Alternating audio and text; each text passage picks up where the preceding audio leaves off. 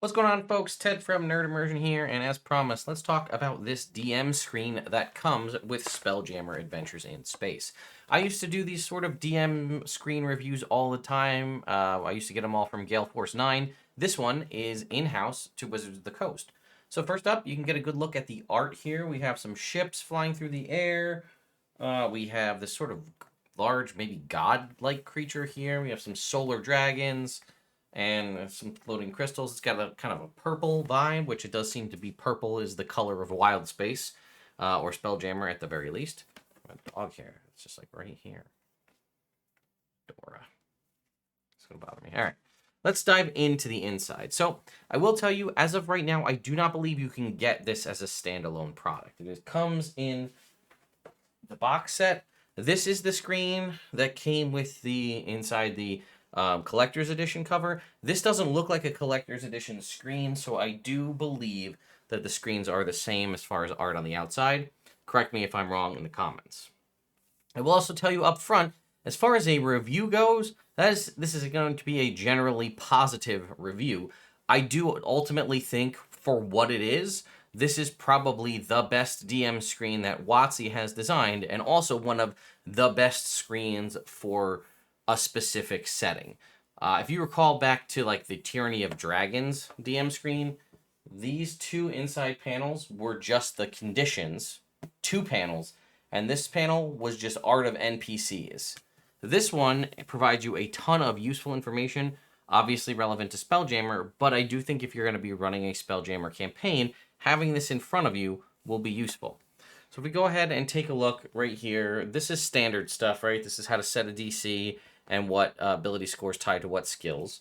Here we have a map of the astral plane showing a variety of different locations, and this down here it's got a nautiloid there, but it's basically showing how air and gravity work. The air envelope is an important thing, right? How wide around the ship is there breathable air, and that's what this sort of shows here. Right here, it has the two conditions that you probably will encounter more than likely in Spelljammer campaign. One is suffocating, right, because of the lack of air in space, and it provides you the rules for that. Those are found in the player's handbook. And below that, though, here is weightlessness. Now, this is something specific to Spelljammer, right? So it says, in an area where there's no gravity, the following rules apply. Impeded melee. When making a melee attack with a weapon, a creature that doesn't have a flying or swimming speed, either naturally or provided by magic, has disadvantage on attack rolls unless it deals piercing damage. Because, right, if you're trying to do overhand chops with no gravity, a little more difficult than just short jabs with piercing, unless it meant more like ranged. It doesn't really specify. And movement. A creature can use an action to push off something heavier than itself and move up to its walking, flying, or swimming speed in a straight line. The creature continues along this course, moving in a straight line at its speed on each of its turns until something stops it or changes its trajectory.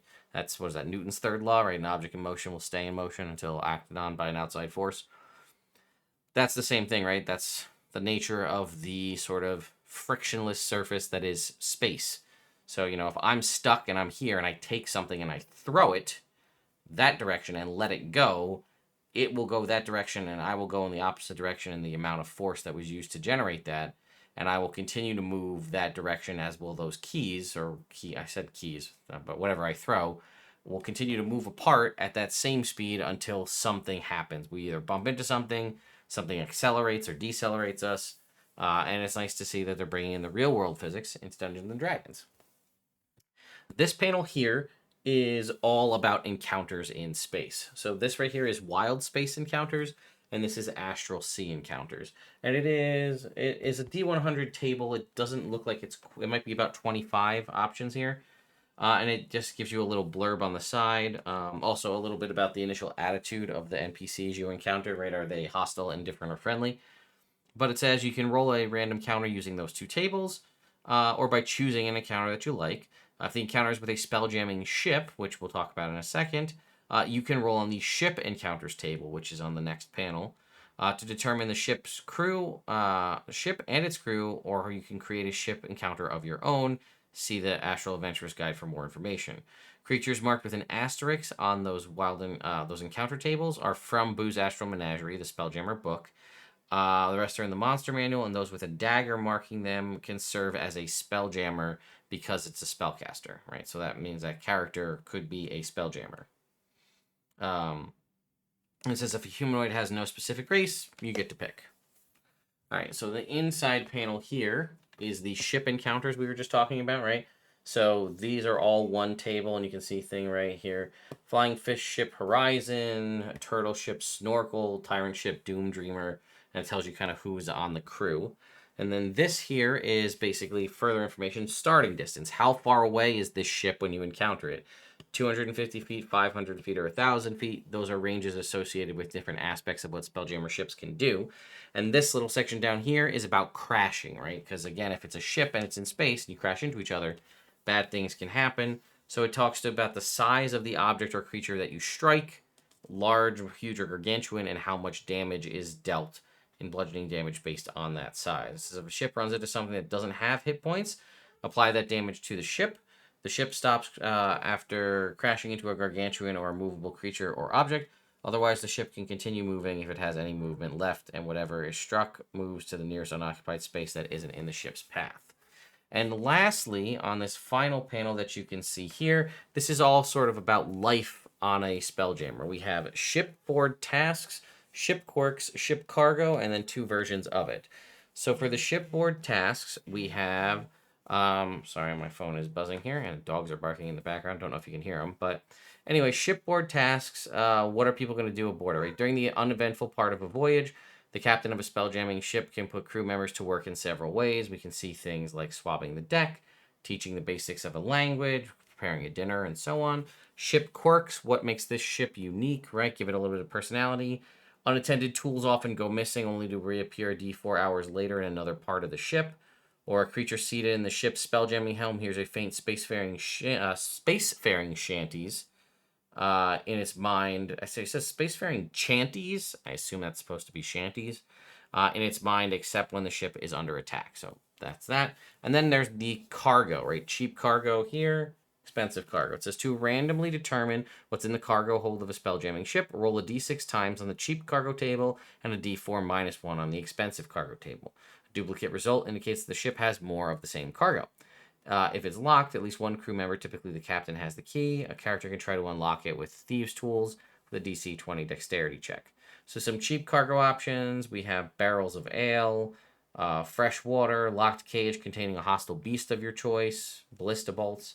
Expensive cargo, we have gunpowder kegs, an exquisite dragon chess set, explosives, potions of healing, and so on.